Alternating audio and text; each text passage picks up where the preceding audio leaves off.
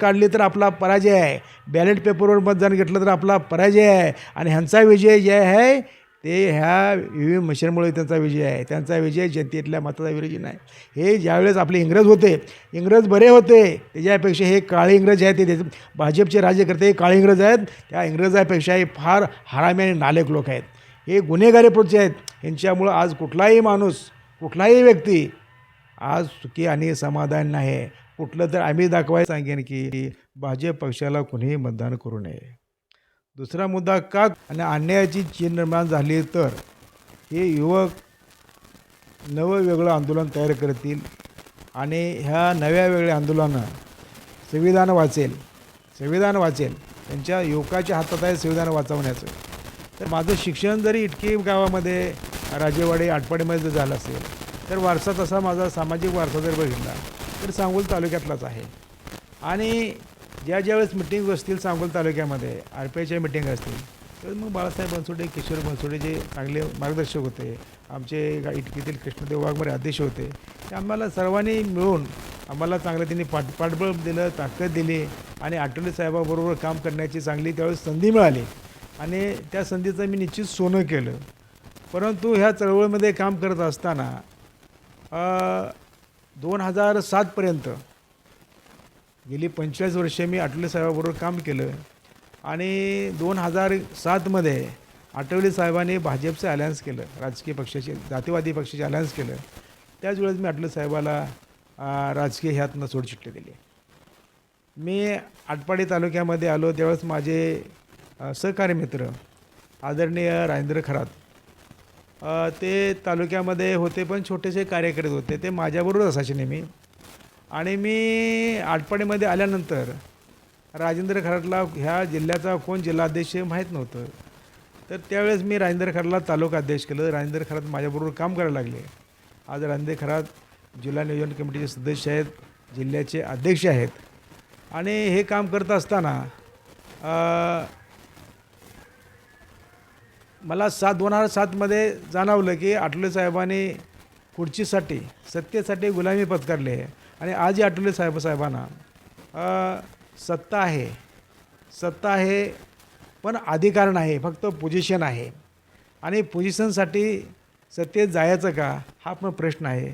आणि 2007ला मी आठवले साहेबांना सोडलं. आणि चळवळ करायचं जर म्हटलं तर मग जो चळवळीमध्ये काम करतो, चळवळीमध्ये काम करणारा व्यक्ती त्याच्याकडे त्याच्या वाटेला दुःखाने दुःखच असतं. चळवळीमध्ये काम करणाऱ्या माणसाला, स्वाभिमानी माणसाला कधी सत्ता मिळत नाही आणि सत्ता पुढेही मिळणार नाही. सत्तेचा गुलाम होतो त्याला सत्ता मिळते, सत्ता मिळते म्हणजे सत्ता मिळत नाही, सत्ताधाऱ्यांचा गुलामी करण्याची संधी मिळते आणि पद मिळतं. पण ते गुलामीचं पद मिळतं, ते पोझिशनचं पद असतं, अधिकाराचं पद नसतं. तर ही खदखद आहे. ही खदखद का आहे आपण सर्वजण जाणत आहात. जो स्वाभिमानी व्यक्ती आहे त्या स्वाभिमानी व्यक्तीला सत्तेच्या पुढं कधीही लाचारी स्वीकारणं अजिबातच मान्य नसतं. आणि आंबेडकरी चळवळींच्या कार्यकर्त्यांमध्ये तर ते ठासून भरलेलं आहे. आणि आपण बघतच आहोत की प्रत्येक ठिकाणचा आंबेडकरी चळवळीतील जो आक्रमक चेहरा असतो तो अतिशय साईडलाईन केला जातो, त्याला राजकारणामध्ये स्थान दिलं जात नाही. परंतु तरी भाऊ आम्ही बघत असतो त्यावेळेस की एवढं सगळं असताना प्रशासनाच्या विरोधातली आंदोलनं असू द्या, मी बऱ्याच आंदोलनांना आपल्या उपस्थित पण राहिलेलो आहे. इतक्या मोठ्या प्रकारची आंदोलनं किंवा हे गोष्ट कशी काय जमायची तुम्हाला? कार्यकर्त्याची कधी फसवणूक करायची नाही. कार्यकर्त्यावर मनापासून प्रेम करायचं. एखाद्या कार्यकर्त्याला अडीअडचण आली, मग तहसील कार्यालय असेल, पोलीस स्टेशन असेल, कुठल्याही कार्यालयातली अडचण असेल, त्या कार्यकर्त्याच्या संकटाला धावून जाणं, त्या दुःखात सहभाग होणं हे पहिलं मी अधिकृत समजतो. कारण का हे बाबासाहेबांनी केलं आहे, त्यांच्या प्रेरणेतून आम्ही शिकलेलो आहे, त्यांच्या विचारातून आम्ही ती वारसा घेतो आहे. आणि तर आपण त्या अधिकाऱ्याच्या विरोधात आंदोलन करतो आहे, आवाज उठवतो आहे आणि हा आवाज जनतेपर्यंत सर्व पोचतो आहे. त्यामुळे त्या अधिकाऱ्यांना भीती वाटते, ते आपलं काम प्रेमानं करत नाहीत. त्यांना माहीत आहे अरुण वाघमारे त्यांची बदली करू शकत नाही आहे, पण माझ्या कचकड्यात घावला तर त्या अधिकाऱ्याला सस्पेंड मात्र करू शकतो आहे. हे आपली ताकद आहे. त्यामुळे अधिकारी आपले कामं करतात, आपले त्यामुळे प्रश्न बसत आहे. आपण पहिल्यापासूनच प्रामाणिकपणे काम करत आहात आणि ह्या प्रामाणिकपणामुळेच अगदी 45 वर्षांची चळवळ जरी झाली तरी आम्ही बऱ्याच वेळा असं बघतो की 30-40 वर्ष आज आपण ज्या वयामध्ये आहात त्या वयातली माणसं या चळवळीपासून दुरावतात किंवा त्यामध्ये येत नाहीत. आज ही 45 वर्षांमध्ये अतिशय आक्रमकपणे आणि त्याच उमेदीने आपण काम करत आहात. आपल्या सानिध्यात जे कार्यकर्ते आजही येत आहेत, माझ्या पिढीतील जी लोकं येत आहेत किंवा जी जुनी झाली आजही तुमच्याशी कनेक्टेड आहात, तर ह्या नवीन पिढीच्या कार्यकर्त्यांना आपण काय सांगाल? नवीन पिढीच्या कार्यकर्त्यांना एकच सांगेल की DJ डोलवे आहेत याच्या नादाला लागण्यापेक्षा आणि मोबाईलच्या नादाला जरूर लागा, पण जे मग त्यामध्ये चांगलं जे आहे ते चांगलं घ्या, त्यामध्ये वाईट आहे ते वाईट सोडून घ्या. आणि खऱ्या अर्थानं मोबाईलमध्ये सर्वच काय असतं असंही नाही आहे. खरं कार्यकर्त्याने नवीन पिढीतल्या तरुण आणि युवकांनी पुस्तकाचं वाचन केलं पाहिजे. पुस्तकाचं जर वाचन केलं, महापुरुषा पुस्तकाचं जर वाचन जर केलं तर खऱ्या अर्थानं आपण कुठं आहोत याची आपल्याला जाणीव होईल आणि मग तिथलंच आपल्या कार्यकर्त्याला युवकांना प्रेरणा मिळेल, अन्यथा प्रेरणा मिळणार नाही. आणि मी एकच युवकांना तरुण पिढींना सांगेन, खऱ्या अर्थानं तुम्ही जे महापुरुष आहेत त्या महापुरुषाची पुस्तकं वाचा, त्यांचा अभ्यास करा. मग आपण कुठं आहोत, आपला समाजकार्यामध्ये काय वाटा आहे का, देण्याचा वाटा आहे का, कुटुंबामध्ये देण्याचा काय वाटा आहे का, जी जाणीव होईल. कारण का आपल्यातले बरेच लोक मोठे झालेत, अधिकारी झालेत, परंतु त्यांना आई बापाची सुद्धा जाण नाही, समाजाची तर मुळीच नाही आहे. ते आणि त्याची बायका पोरं झाले का सारं त्याचं विश्व झालं. आणि का असं का घडतं तर त्या व्यक्तीने बरं उच्च पदस्थ आहेत, पण ह्या व्यक्ती फुले शाहू आंबेडकर महापुरुषाचा ह्या व्यक्तीने अभ्यास केला नाही आणि त्यामुळं त्यांची समाजाकडे बघण्याचा दृष्टिकोन बदलला आहे. त्या समाजामध्ये राहत नाहीत, जात नाही आणि समाजही त्यांना आज विसरत नाही, अशी त्यांची अवस्था झाली. आणि आरक्षणाचा लाभसुद्धा तेच घेतात, ही दुर्दैवी गोष्ट आहे. आणि सर्व समाजाचा कार्यकर्ता असेल तो आज तिथं जर शिकला जर असेल तर त्याला मेरिटमध्ये येऊ शकत नाही, त्यामुळं त्याला मागच राहावं लागते. तर माझा आणखी एक मुद्दा आहे, अशा उच्च शिक्षित लोकांना मागासवर्गीयांना आरक्षण नको आहे. मागासवर्गीयाला आरक्षण पाहिजे, पण कोणाला आरक्षण पाहिजे? जे खऱ्या अर्थानंच मागास आहेत त्याला आरक्षण पाहिजे. जे आपलं आरक्षण कोण घेतं आहे तर आपलाच बंधू मोठा बंधू घेतो आहे, त्याचीच मुलं घडतात, आपले मुलं घडत नाहीत. याला कारण कोण? आपलेच कार्यकर्ते. आपण शासनाविरोधात बोंब ठोकणं चुकीचं आहे, हे पहिलं ह्यात दुरुस्त झाली पाहिजे. 100% भाऊ. आता मला या अनुषंगानंच एक प्रश्न पुढं तुम्हाला असा विचारायचा आहे की आता एक सोशल मीडियाचं फॅड जे आहे ते सगळीकडेच पसरलेलं आहे. तुम्ही जसं म्हटलं की मोबाईलचा अतिरेक वाढला आहे, मोबाईलमध्ये लोक गुंतून पडलेत आणि त्यामध्ये लोकांना गुंतवलं पण जातं आहे आणि आपोआप माणसं फसली पण जातात त्यामध्ये. तर या मोबाईलच्या बरोबरच आपल्याला शिक्षण कमी झालेली पण माणसं चळवळीमध्ये आता जास्त अट्रॅक्ट होत आहेत. का होत आहेत? कारण पांढरे कपडे घातले आणि कार्यकर्ता झाला का त्याला असं वाटतं की मी चळवळीचं खूप मोठं काम करतो आहे. तर अशा कार्यकर्त्यांना आपण काय सांगाल? हे 2014पासून बीज पेरलं गेलं आहे भाजपनं. 2014पासून शिकायचं पण नाही आणि विचार पण कुठल्या गोष्टीचा करायचा नाही. मी आत्ता मगाच सांगितलं, ह्या BJPवाल्याने मग आंबेडकर जयंती असेल, शिवाजी महाराज जयंती असेल, शाहू जयंती असेल, फुले जयंती असेल, अन्य कुठलीही जयंती असेल, त्या जयंतीमध्ये आमाप त्यांनी पैसा जयंतीच्या कार्यकर्ते कोण पुढं आहेत अनपढ कार्यकर्त्यांना द्यायचा. DJ मी सांगतो, डॉल्बी मी सांगतो, तुम्ही करा. आणि त्यांना कुठं जेवण खाणं नाश्ता पाणी द्यायचा आणि त्यांना शिक्षणापासून तर वंचितच ठेवायचं आहे, पण कुटुंबापासून वंचित ठेवून हे आपली पिढी आज शिक्षणापासून बऱ्याचपैकी मागं सरलेलं आहे. बऱ्याचपैकी मुलं शिक्षणाकडे ओढ कमी झाला आहे. कारण हे BJPने केलं फार मोठं आपल्यावर संकट आहे आणि ह्या संकटातनं बाहेर जर पडायचं जर असेल तर आपल्याला खऱ्या अर्थानं BJPपासून लांब जावं लागेल. आज आपण BJP बघतो आहे, BJPमुळं संपूर्ण आपल्या समाजाचं नव्हे, मागासवर्गीय समाजानं संपूर्ण देशाचं नुकसान झालेलं आहे. आणि हे देशाचं नुकसान जर भरून जर काढायचं असेल, आपली घटना जर सुरक्षित ठेवायची असेल देशाची, तर आपल्याला देशाची घटना म्हणजे फक्त मागासवर्गीयसाठी या दिल्लीसाठी घटना नव्हे तर विश्वासाठी म्हणावं लागेल. कारण अखिल सारं विश्व, भारत देश नव्हे, जग नव्हे, सारं विश्व वंदनीय करतं ह्या घटनेला, संविधानाला वंदनीय करतं आहे. आणि आपलीच ह्या देशातील ह्या 2014पासून वेळोवेळी घटनेवर हल्ले होत आहेत, तरुणाच्या विचारावर हल्ले होत आहेत. आणि ही सारी मीडियासुद्धा आज सारे चॅनलसुद्धा 99% 99.99% चॅनलसुद्धा बी जे पीचे आश्रक झालेत आणि खरी बातमी म्हणजे चॅनलला येत नाही, टी व्हीला दिसत नाही, ही सुद्धा शोकांकित आहे. आपण बघतो आहे आज एवढा मोठा उद्रेक वाढला आहे देशामध्ये, राज्यामध्ये. आपण बघतो आहे EVM मशीन हटाव देश बचाव, संविधान बचाव देश बचाव हा नारा प्रत्येक ठिकाणी दिला जातो आहे. पण ह्या बी जे पीला माहीत आहे, भाजप सरकारला माहीत आहे, जर मशीन काढली तर आपला पराजय आहे, बॅलेट पेपरवर मतदान घेतलं तर आपला पराजय आहे. आणि ह्यांचा विजय जे आहे ते ह्या EVM मशीनमुळे त्यांचा विजय आहे. त्यांचा विजय जनतेतल्या मताचा विजय नाही.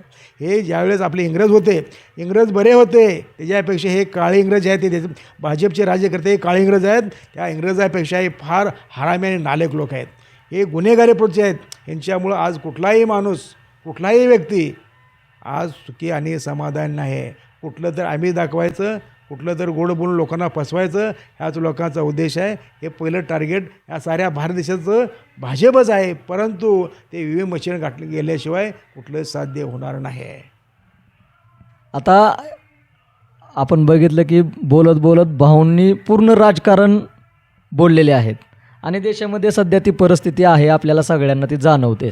अगदी ग्रामपंचायत कार्यालयापासून ते केंद्रापर्यंत या सगळ्या गोष्टी आहेत. ह्या सगळ्यांमध्ये भाऊ, आपण जी गावाकडं राहणारी माणसं आहोत, तर आपले प्रश्न छोटे असतात परंतु ते तितकेच मोठे असतात, कारण पहिल्यापासून त्या प्रश्नांवरती काम झालेलं नसतं आहे. आणि आम्ही बघितलं आहे की प्रशासनामध्ये जाऊन ह्या सगळ्या गोष्टी आपण केलेल्या आहेत, करायला भाग पडलेले आहेत. आता चालूला नगर परिषदेची निवडणूक चालू आहे, त्या माध्यमातून आपण लोकांना काय आव्हान कराल? आता नगरपंचायतच्या निवडणुका चालू आहेत. एकच मी सर्वच मतदार बंधूंना विनंती करेन, भाजप हा पक्ष 99% म्हणणार नाही, 100% जातीवादी पक्ष आहे. त्याच्यापासून 4 हात लांब राहावा आणि जो स्वाभिमानानं जगतो आहे, स्वाभिमानानं उभा राहतो आहे, अशाच उमेदवाराला आपण मतदान केलं पाहिजे. उदाहरणार्थ मी एकच सर्वांना विनंती मतदार बंधू भगिनींना करेन की भाजपला त्यांनी मतदान जर केलं तर आपल्या फुले शाहू आंबेडकरांच्या विचाराला आपण पायक होत नाही, आपण त्यांच्या विरोधात जातो आहे आणि आपण आपल्याच पायावर धोंडा मारतो आहे. तरी मी एकच सांगेन की भाजप पक्षाला कुणीही मतदान करू नये. दुसरा मुद्दा का करू नये तर मी याच्या अगोदर तुम्हाला सांगितलेलं आहे. तरी आता आटपाडीमध्ये सुद्धा नगरपंचायतची निवडणूक लागली आहे. इथं भाजपचे उमेदवार उभे आहेत, इथं शिवसेनेचे उमेदवार उभे आहेत. त्यांच्याकडे अमाप पैसा आहे. ज्याकडं अन्न खायला नाही त्या माणसाला सुद्धा उभा केलं आहे. त्याच्या रोजीरोटीचा प्रश्न नाही अशा माणसाला पण उभा त्यांनी केलं आहे आणि त्यांच्याकडे अमाप पैसा त्या लोकांनी दिला आहे. वाहनाचा खर्च दिला आहे, रोज धाब्यावर जेवणं त्यांची चालू आहेत. हे कुठल्या पैशातून चालले आहेत? तरी ह्या बी जे पीनं सारा 2 नंबरनं पैसा गोळा केला, त्या पैशातून चालले आहेत. म्हणूनच भाजपला कोणी मतदान करू नका असं माझं पहिलं आव्हान आहे. आणि आटपाडी नगरपंचायत विषय जर घेतला तर ह्या ठिकाणी आदरणीय माझे सहकारी मित्र भारताच्या पाटील आहेत. ते जयंत पाटील साहेब यांच्या जवळचे कार्यकर्ते आहेत आणि त्यांनीसुद्धा या आटपाडी नगरपंचायतमध्ये कुठल्याही पक्षाच्या जवळ न जाता त्यांनी स्वतंत्रपणे तीर्थक्षेत्र आघाडी म्हणून एक पॅनल उभा केला आहे आणि ते अतिशय चांगल्या जोमानं काम करत आहे आणि उमद्या ताकदीनं कार्यकर्ते काम करतात. आणि जर अशा नवीन चेहऱ्याला जर संधी जर दिली तर तालुक्याचा विकास, गावाचा विकास, जिल्ह्याचा विकास होणार आहे. आणि मी सर्वांना विनंती करेल की भारताच्या जी तीर्थक्षेत्र आघाडी म्हणून पॅनल उभा केलं आहे, तर अशा एक उमद्या आणि नवीन कार्यकर्त्याला त्यांचे भावाचे चिरंजीव, पोपट नानाचे चिरंजीव आदरणीय सौरभभाई पाटील आहेत, तर सर्वांनी त्यांच्या पाठीशी उभं राहावं असंही मतदार बंधूंना मी सांगू इच्छितो. आणि त्यांनी उभा केलेले आहेत त्या सर्वांना विजयी करावं अशी मी सर्वांना विनंती करतो. ठीक आहे भाऊ, आता हे आपल्या नगरपंचायतीसाठीचं हे आव्हान झालं, परंतु आम्हाला प्रेक्षकांना जे दाखवायचं आहे की आपण कसे घडलेले आहात. ही चालूची परिस्थिती झाली, परंतु आज 40-45 वर्षांचा जो आपला संघर्ष आहे त्याविषयी आपण थोडंसं बोलूया की तुम्ही आटपाडीमध्ये तुमचं येणं कसं झालं किंवा तुम्ही आटपाडीमध्ये स्थायिक कसे झाला, त्या पाठीमागची कहाणी काय आहे? आटपाडीमध्ये तसं स्थायिक म्हणजे तसं आठवले साहेबांमुळे चालू म्हणावं लागेल. आणि आठवले साहेबामुळं आलो तर आठवले साहेबाचं माझं जुळलं ना पुन्हा 2007पासून त्यांना सोडलं हे. आणि आटपाडीमध्ये आलो किंवा सांगोलमध्ये जर असलो तरी पहिल्यांदा आठवले साहेबाबरोबर मी काम करत होतो. आणि आटपाडीमध्ये सुद्धा आल्यानंतर 2007पर्यंत मी आठवले साहेबाबरोबरच काम केलं. आणि काम करत असताना कुठलेही पद आणि अपेक्षा कधी बाळगली नाही. त्यावेळेस मी जिल्हा संघटक, सांगली जिल्हा संघटक, पुन्हा सांगली जिल्हा उपाध्यक्ष, पश्चिम महाराष्ट्र सचिव अशा पद्धतीने मी RPIमध्ये कामं केली. काम करत असताना पण प्रामाणिकता दाखवली. कधी कोणावर अन्याय होऊ दिला नाही, अन्याय पण सहन केला नाही. अशा पद्धतीनं काम केलं आणि कार्यकर्त्याची पण फळी चांगल्या माझे सहकारी मित्र किशोरराव तपस्या असायचे. तुम्ही आता बघताय तुमच्या माळशिरस तालुक्यातले माझे सहकारी मित्र म्हणजे कार्यकर्ते म्हटलं तर अडचण नाही. डॉक्टर कुमार लोंढे आहेत. ते आता ते स्वतः मिशे डॉक्टर आहेत. त्यांचे दवाखाना आहे. त्यांचे पहिले ते 12वीपर्यंत कॉलेज आहे, शाळा आहे, बँका आहेत. असे कार्यकर्ते बरेच घडलेले आहेत. हे माझी ऊर्जा हे माझी प्रेरणाच आहे ना. आणि माझा संघर्ष म्हणजे मी काय तसं केलं नाही असं मग तयार नाही. माझ्याकडे काहीच नाही. माझ्या खिशात आजही रुपया नाही. पण मी समाधानी आहे. तुमच्या खिशातलं पैसे ते माझंच पैसे अशा पद्धतीनं वागलो. त्यामुळं मला पैशाची कधी अडचण आली नाही. त्यामुळं लोकांच्या सुखदुःख आज मी ज्या घरात राहतोय, त्या घरामध्ये सुद्धा लोकांनी मला कोणी वीड दिलं, कोणी सिमेंट दिलं, कोण गवंडी फुकट अशा पद्धतीनं माझं घर सुद्धा झालं आहे. आणि केसेस जर म्हणल्या तर अनेक केसेस माझ्या झाल्या. अनेक खोट्या केसेस झाल्यात. खोट्या केसेस झाल्यात, सामाजिक केसेस झाल्यात, राजकीय केसेस झाल्यात आणि पुतळ्याही पण केसेस चालू आहेत. त्यामुळं केसेसला पण काही डगमगलं नाही आणि मी डगमगलं नसल्यामुळं कुठलाही माझा कार्यकर्ता आजही कार्यकर्त्यावर केस आहेत. त्या कार्यकर्ताही आजही डगमगला नाहीत. आणि जे माझ्यासंग कार्यकर्ते आले, मग माझे बरोबर असणारे विठलापुरी दीपक सावंत असतील, ते गावचे विठलापुरी सरपंच झाले. माझ्याबरोबर काम करणारे भारत वाघमारे असतील, ते पण पूर्वज मी जे माझ्याबरोबर आलेत. आज शैलेश आयवळे आहे, तो नगरपंचायतला उभा राहतोय. म्हणजे हा माझा स्वाभिमानच आहे ना. हे मी काम जर थांबलं असतं तरी कार्यकर्ते दिसले नसते. आणि अतिशय राजनीर खरात जरी माया पण नसला आठवले साहेबाचं काम करत असला तर तो आज एक जिल्ह्याचा अध्यक्ष आहे. आज तो तुमच्या नियोजन कमिटीचा सदस्य आहे. चांगलंच झालं ना. हे माझं समाधानच आहे ना. हे माझाच कार्यकर्ता कुठं का जायला पण मोठा होतोय याचा सुद्धा मला सार्थ अभिमान आहे ना. आणि कौटुंबिक जर बघितलं माझी मुलं, मला 2 मुलं आहेत. 2 मुलं आता एक मुलगा माझा LLM झाला आहे, दुसरा BScला आहे दुसऱ्या टर्मला. त्यामुळं ते मुलं पण चांगले आहेत. व्यवस्थित कुटुंब आहे. कुटुंबामध्ये अडचणी आहेत, पण अडचणीला मी कधी जुमानत नाही आणि अडचणी येणारच आहेत. त्यामुळं अडचणीला तोंड देणं, संघर्ष करणं हे आपल्या मुळातच आहे. पण एक मुळात काय म्हणत आहे का आम्ही कुटुंबाने देवताला पहिल्यापासून बाजूला सारलेलं आहे. आम्ही देवदेवता मानत नाही. देवाची पूजा अर्चा करत नाही. आम्हाला देव चालत नाही. कारण का चालत नाही? बाबासाहेबमुळं आम्ही घडलो आहे. पिढ्यानपिढ्या विश्व दारिद्र्य गावकोसाच्या बाहेर आपण राहिलेलो आहे. हे कोणामुळं राहिलो आहे? ह्या वर्णव्यवस्थेमुळं राहिलेलं आहे. या वर्णव्यवस्थेला बाजूला सारलं कोणी तर बाबासाहेबांनीच सारलं. अनेक देव आले, अनेक देव अनेक आहेत, अनेक वाढतात देव काही देवाची संख्या काही कमी झाली नाही. देवाचा कोण बाप आहे, कोण आहे आणि कोण मुलं आहे त्यांची हे पण निघत नाही, वंशावळ निघत नाही. त्यामुळे देव नाहीच. देवाचं अस्तित्वच शून्य आहे. देव नाही तरी लोक येड्या पद्धतीने देवाला मानतात. हे मात्र काय तर हिंदू धर्माला लागलेला कलंक आहे. आणि हिंदू धर्मात त्यावेळेस बाबासाहेब म्हणले, मी जर हिंदू धर्मात जन्मलो असलो तर हिंदू धर्मात मरणार नाही. कारण का जर माझा जन्म घेणं माझ्या हातात नाही पण मरणं माझ्या हातात आहे. मग ते म्हणले जन्मलो हिंदू म्हणून मरणार नाही. त्यात ते बाबासाहेब आंबेडकरांनी 1935मध्ये येवले ते घोषणा केले होते.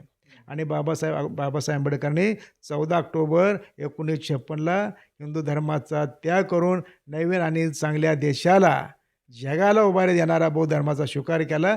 त्या बौद्ध धर्मात आम्ही वागतोय, त्याचा आम्हाला सार्थ अभिमान आहे.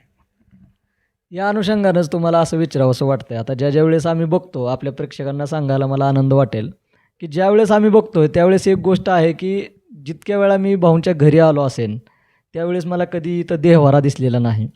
आणि देहवारा दिसला नाही म्हणजे त्यावेळेसच लक्षात येतं की धम्म किंवा जो बाबासाहेबांनी आपल्याला धम्म दिला 1956ला, त्या धम्माकडे भाऊंची वाटचाल कशी झाली याबद्दल आपण जाणून घेणार आहोत. बाबासाहेबांचे विचार, बाबासाहेबांनी 14 ऑक्टोबर 56ला धम्म घेतला आणि ते आम्हाला कळायला लागले की बाबासाहेब असे आहेत. बाबासाहेबांनी हिंदू धर्मात त्या काय केला मी तुम्हाला सांगितले. येवले ते 1935 रोजीच बाबासाहेबांनी सांगितलं होते मी जन्मलो हिंदू म्हणून मरणार नाही त्यात. आणि ती घोषणा येवले ते केले होते. आणि बाबासाहेब वाचायला का आपोआप प्रेरणा मिळते. फुले वाचायला का आपोआप प्रेरणा मिळते. शाहू वाचलं का आपोआप प्रेरणा मिळते. जे महापुरुष वाचले, संत गाडगे महाराज वाचलं, संत गाडगे महाराज नेहमी पंढरपूर शेकीवारी चुकले नाहीत. पण विठ्ठलाचं त्यांनी कधी दर्शन घेतलं नाही. का तर ते तिथं विठ्ठलच नाही लोकांना सांगत होते. आणि लोकांचं संत गाडगे महाराज त्या वाळवंटात जाऊन पंढरपूर कारण का ते जायचे तर तिथं लोक जमायचे. लोकांचा ते लोकांना उपदेश करायचे. बाबांनो त्या देवळात देव नाही, खरा देव माणसात आहे, माणसं बघा. हे संत गाडगे महाराज अशा महापुरुषांनी आपल्या संतांनी सुद्धा सांगितलेलं आहे. आता या त्यामुळे त्यावर बाळाचा काय विषय येत नाही. आता या माध्यमातूनच एक तुम्हाला लागून तो एक प्रश्न असा आहे की पुरुष हा चळवळीमध्ये जातो, पुरुष हा वाचन करतो आणि पुरुषाच्या डोक्यामधून देव ही संकल्पना लगेच निघू शकते, जी आंबेडकरी चळवळीमधून आपण बघतो की ती खरंच खूप फास्ट निघते. परंतु स्त्री याचा सगळ्यात महत्त्वाचा पार्ट जो असतो तो स्त्री असते. तर आम्ही ते बघितलं की तुमच्या घरातली स्त्रीसुद्धा त्याच पद्धतीची आहे. तर हे कसं तुम्हाला जमलं? नाही स्त्री पहिल्यांदा अडचणच आहे की ती बायका म्हणल्यानं अडचण आहे. मलाच अडचण आहे, साऱ्या घराघरात अडचण आहे. तर बौद्ध धर्म घेणं म्हणजे आणि स्वीकारणं म्हणजे बौद्ध धर्म घेणं सोपं आहे, पण ते आचरणात आणणं लय अवघड आहे. आणि हे टप्प्याटप्प्यानं जावं लागतं. घरामध्ये बदल करायचा असेल तर घरातील महिला जर असतील त्या महिलाचं सहसा प्रबोधन होत नाही. कारण का त्यांच्यावर जे पगडा जे आहेत पिढ्यान पिढी जात पगडा आहे. आज महिला त्यातनं बाहेर पडायला तयार नाहीत. पण आम्ही देवाला मानतच नाही. जर ती सुरुवातीच्या काळामध्ये मांजर असतील तर ते उपवास असलं तर आम्ही मटण आणणार. आम्ही त्याच्या विरोधात काय केलं सारं. त्यामुळे त्यांना वाटलं हे आपल्या विरोधात आहे, ते आणलं तरी सारा सत्यानाश करते त्या देवाचा. आणि नेहमी देवाचा सत्यानाश केला आहे. त्यामुळं घरच्यांनी सुद्धा ठरवलं की आपल्या विरोधातली माणसं आहेत, आपल्या त्यांच्याबरोबर पोरंही जात नाहीत, नवराही जात असली नव्हती, त्यांना एकटं पडावं लागते ना. त्यामुळं अडचणीचं काही आलं नाही. त्यामुळे सारं व्यवस्थित आहे. देवाला फटा दिलेला आहे आपण. धम्माकडे येणं म्हणजे समानतेची वागणूक मान्य करणं, अन्याय अत्याचाराच्या विरोधात पेटून उठणं आणि हिंसा न करणं, ह्या सगळ्या गोष्टी आपण आपल्या जीवनामध्ये आचरणातच असतो. महिला या विषयावर बोलताना तुम्ही आपल्या माता भगिनींना काय आव्हान कराल? माता बहिणीला एकच आव्हान करेन की मातांना एक सांगेन, आपली घरामध्ये कन्या असते आणि तिचं लग्न झालं का ते दुसऱ्या घरामध्ये जाते. त्या मातेला, तिच्या वडिलाला आणि बंधूंना एकच सांगेन, ज्यावेळेस आपली कन्या दुसऱ्याच्या घरामध्ये जाते त्यावेळेस ते सुखी समाधानी तुम्हाला कशी दिसते. तेव्हा तुम्हाला शेजारच्या एखाद्या महिलेनं जर विचारलं मुलीचं काय चाललं आहे तर ते स्पष्ट सांगते मुलीची 5ही बोटं तुपात आहेत म्हणून. कारण कशी तुपात आहेत तर तिचा पती नवरा किचनमध्ये जातो, तिला धुणं भांडी सर्व काय मदत करतो, खाया प्यायला न्यायला नेसायला काहीच कमी नाही असे म्हणतो. तरी त्या माझ्या मातेला, तिच्या पित्याला मी एक सांगेन, ही पहिलं त्या मुलीला तिनं चांगलं संस्कार द्यावं आणि तिची 5ही बोटं तुपातली बाजूला काढावी. कारण का काढावी तर ती तिच्या नवऱ्याला आपली कन्या, आपली मुलगी दुसऱ्या नवऱ्याला, त्या नवऱ्याला बैल बनवते.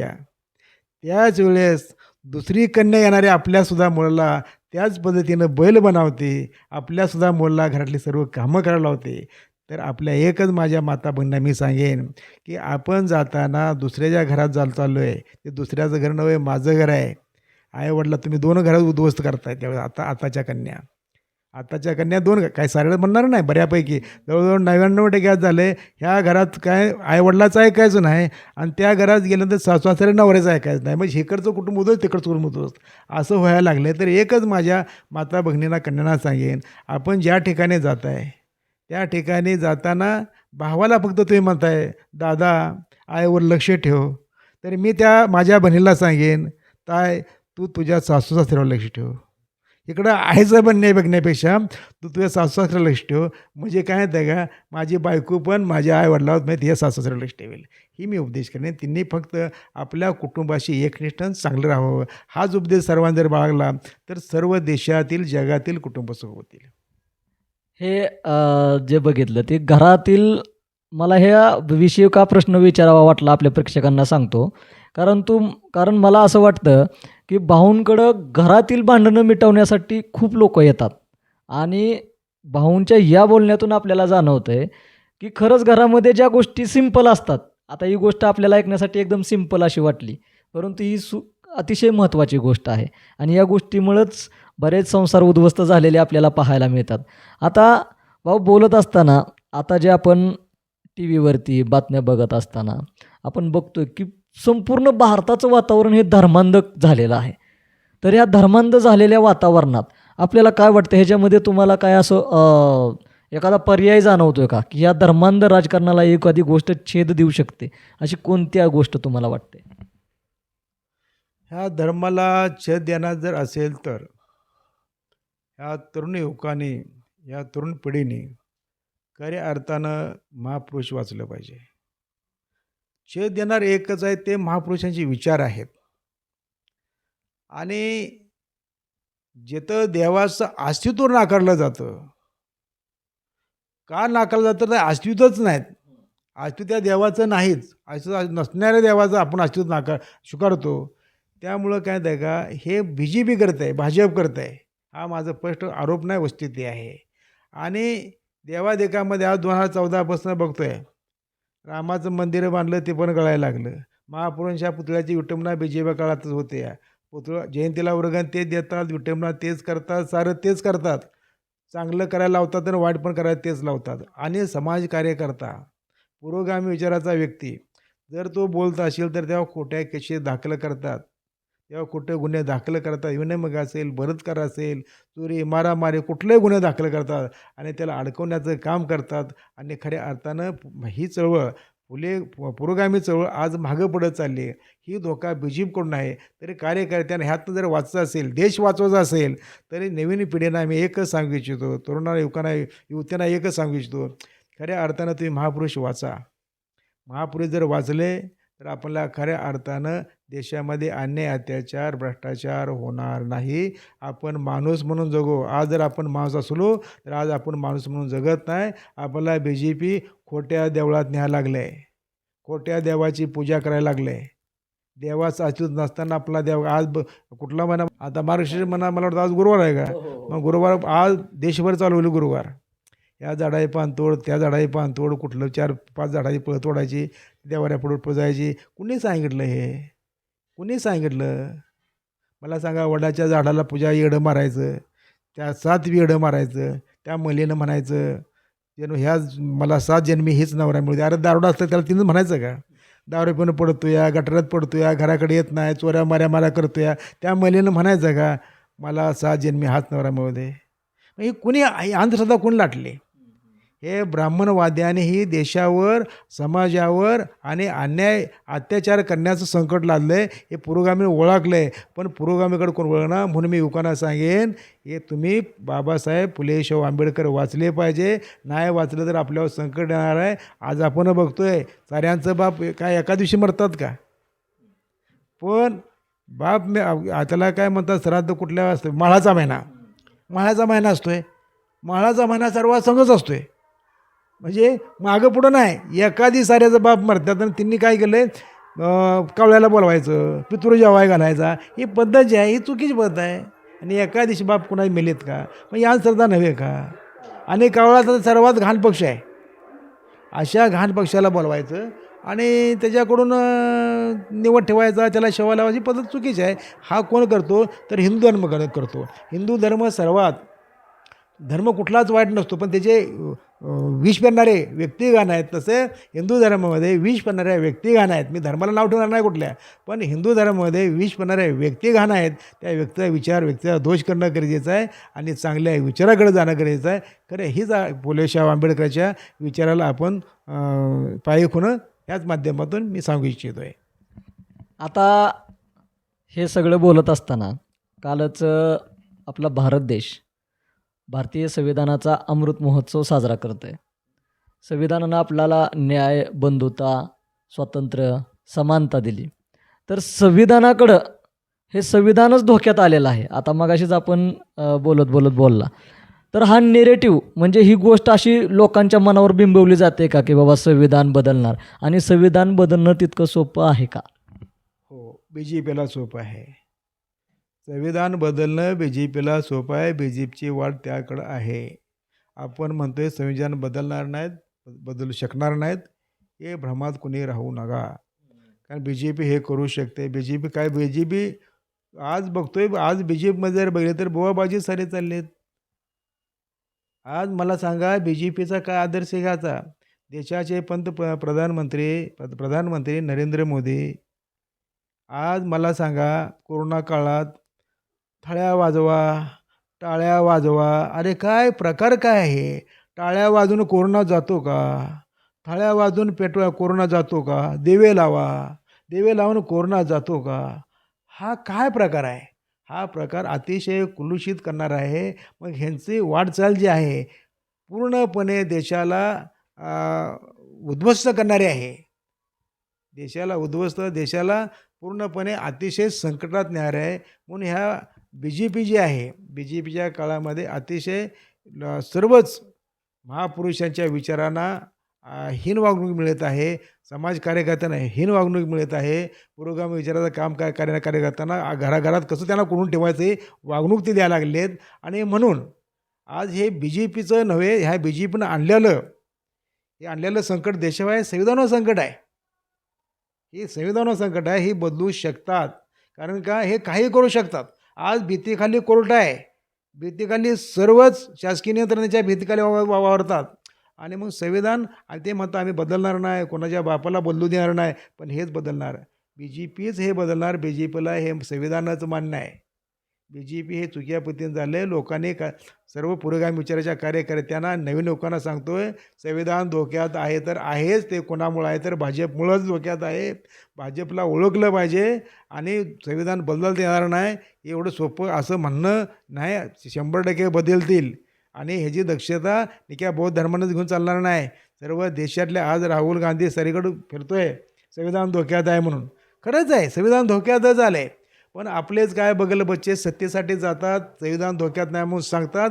ह्यांनी समाजाची ज्या समाजात राहिलेत सत्तेसाठी, सत्तेच्या जवळ जाण्यासाठी, सत्तेची खुर्ची मिळण्यासाठी, लाल देवाची गाडी मिळण्यासाठी यांचा आटा सुरू झाला आहे.